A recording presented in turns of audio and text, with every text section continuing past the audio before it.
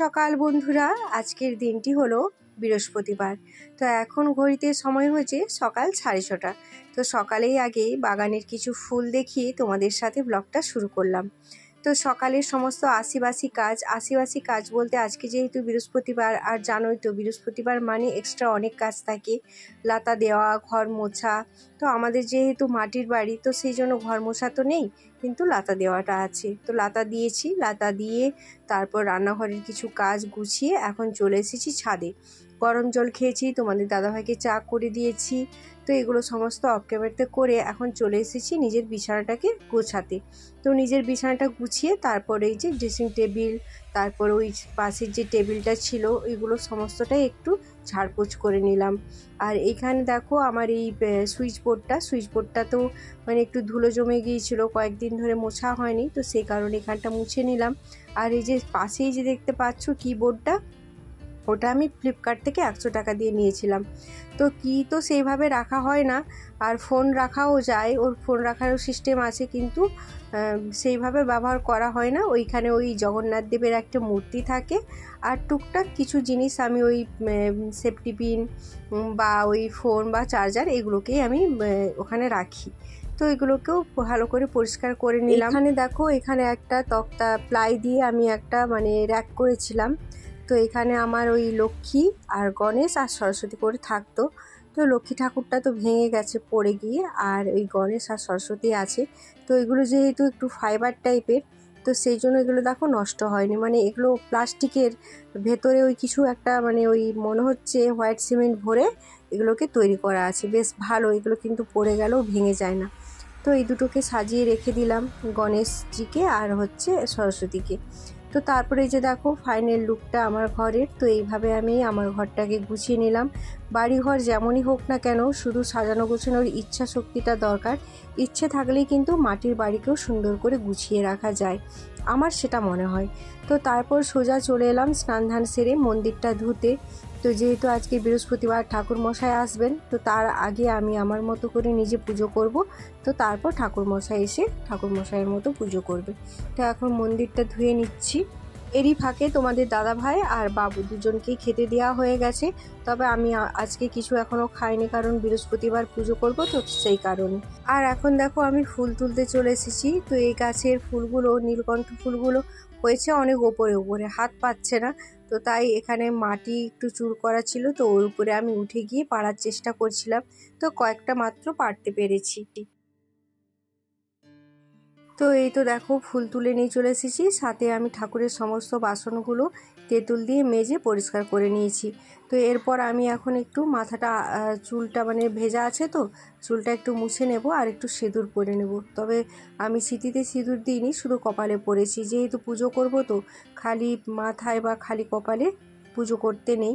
আর যেহেতু ভেজা চুল ছিল, তো সেই জন্য সিঁদুরটা পরিনি, শুধু কপালে পরে নিয়েছি। আর তার সাথে সাথে আজকে একটু আলতাও পরে নেব।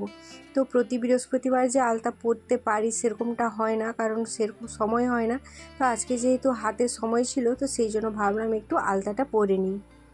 এখনও পর্যন্ত তোমাদের সাথে ইন্ট্রোটা দেওয়া হয়নি। শুভ সকাল বন্ধুরা, তোমরা সবাই কেমন আছো? আশা করছি সবাই খুব ভালো আছো আর সুস্থ আছো। আমি এবং আমার পরিবারও মোটামুটি ভালো আছি। আমার শরীরটা তো তোমাদের সাথে তো শেয়ার করছি যে ওষুধ খেয়ে শরীরটা খুব একটা ভালো নেই। তো যাই হোক, ভালো মন্দ নিয়ে চলছে। তো এখানে দেখো আমার আলতা পরা হয়ে গেল।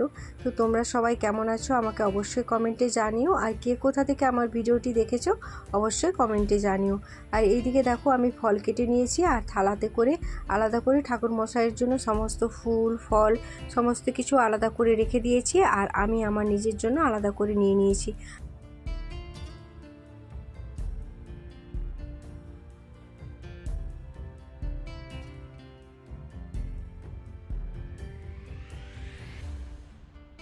ওইদিকে তো সমস্ত ঠাকুরের ফটোতে ফুল দিয়ে পুজো করে নিলাম। তারপরে যে বাবা ভোলেনাথকে স্নান করিয়ে গা মুছিয়ে এখন মহামৃত্যুঞ্জয় মন্ত্র পাঠ করে জল ঢেলে দিচ্ছি বাবার মাথায়। লক্ষ্মীমন্ত বউ হতে পেরেছি কিনা জানি না।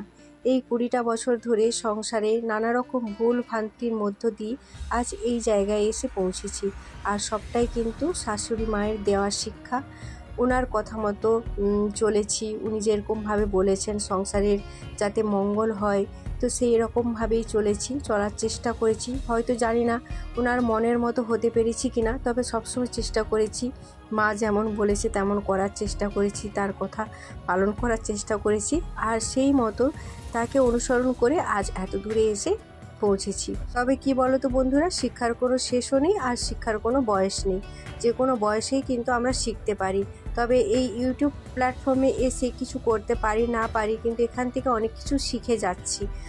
অনেক দিদি ভাইদের কাছ থেকে শিখেছি, বা অনেক ছোটো ছোটো বোনদের কাছ থেকেও অনেক কিছু শিখেছি। আর এই যে সংসারে কাজকর্ম, হয়তো যখন ভিডিও করতাম না তখন হয়তো অতটা গুছিয়ে বাগিয়ে করতাম না, কিন্তু যেহেতু ভিডিও করছি এই প্ল্যাটফর্মে এসে কিন্তু আমার কাজেরও অনেক উন্নতি হয়েছে। তো সেই জন্য বলবো যে আমাদের শিক্ষার কিন্তু কোনো শেষ নেই, যে কোনো বয়সে কিন্তু আমরা শিখতে পারি। হলো কমপ্লিট, এবার পেট পুজো করার পালা। তো পেট পুজোটা করে তারপর আবার রান্না বসাবো। কি রান্না হয় এখনও সবজি টবজি আজকে কিছুই কেটে রাখিনি। তো চলো তোমরা সাথে থাকো আর ভিডিওটা দেখতে থাকো।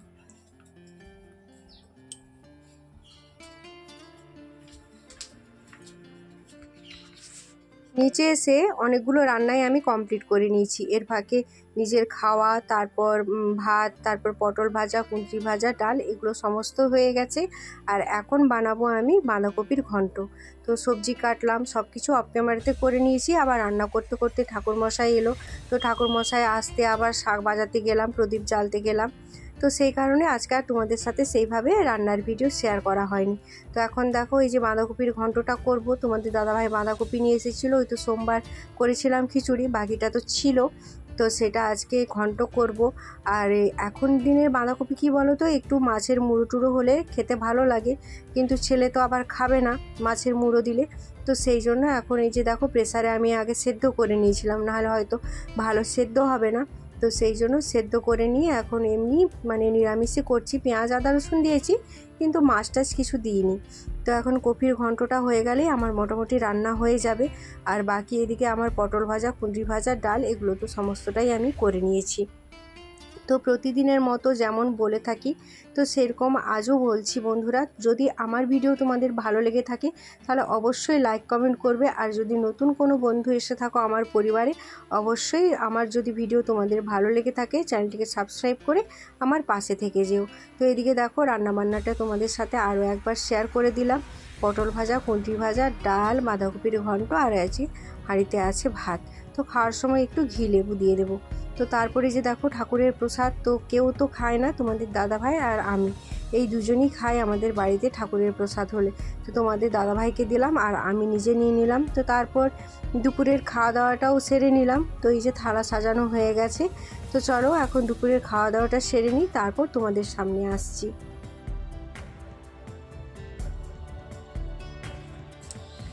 তো দেখো বন্ধুরা, দুপুরের খাওয়া দাওয়া করে এখন এই যে জামা কাপড়গুলো তুলে নিয়ে এলাম।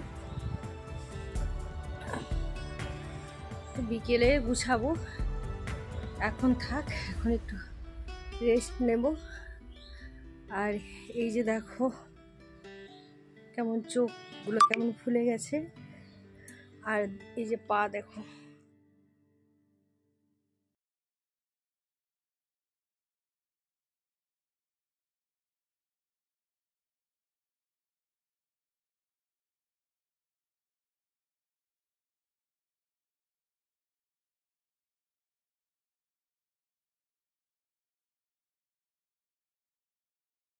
ডাক্তার আসে, তো সেই ডাক্তারকেই দেখাবে বলে বলছে তোমাদের দাদাভাই, দেখা যাক কী হয়। ভাবছি তো আর এই ডাক্তারবাবুকে আর দেখাবো না, কারণ মানে ওষুধটা খেয়ে অসুবিধা হচ্ছে, আমি ফোন করে জানাচ্ছি, কিন্তু তবু বলছে যে ওষুধ খাও, ওষুধ বন্ধ করো না। কিন্তু আমার ভয় হচ্ছে যে ওষুধটা খেয়ে যদি আবার কিছু খারাপ কিছু হয়। রিপোর্ট তো ব্লাড রিপোর্ট সব ভালো, আর এক্স রে করতে গেছিলাম, তার রিপোর্টটা এখনও আসেনি। আসলে বোঝা যাবে যে এক্স রের মধ্যে কোনো রকম কোনো গণ্ডগোল আছে কি না। তো যাই হোক দেখা যাক। তো চলো এখন একটু রেস্ট নিয়ে নিই। রেস্ট বলতে রেস্ট নয়, ফোনেরই কাজ করব। তো কাজগুলো সেরে নিই, তারপর জামা কাপড়গুলো গুছাবো। তো চলো এখনের মতো বাই।